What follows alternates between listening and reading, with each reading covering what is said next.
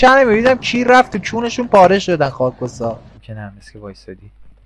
والله یکی در میون میری آجی گیر داره کاراکتر اصلا نمیدونم چرا اینطوری شد من حتی میدونم چرا اینطوری شد پینگ دیگه 260 دیگه این داستانا رو نداره 160 260 مادر قبلش میاد فینیش هم کنه کی تو قبل زن و بچه‌ت خاکوسه اسم عمه چیه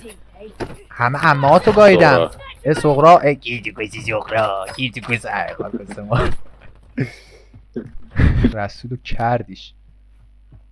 ببینیم دیگه خود چه کسکشی نیاز به کمک داره شما از سوپرمنم من کونم میخوره آقا کونم خاره شکیه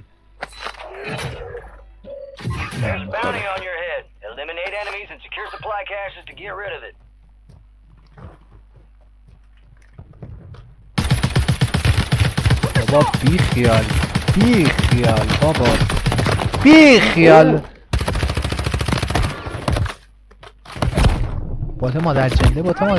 بات مادر جنده چه خبره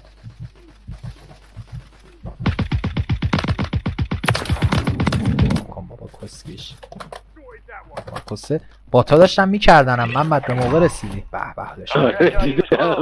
داشتم بهم نوبتی تجاوز میکردم محمد این کسکشا فکر کنم همونایی بودن که وقتی نتم اوکی بود میزدم شیرم توی زندگی محمد دهنت سرویس محمد بقابی مگه تو محمد دهنت سرویس همون کلیپو میگه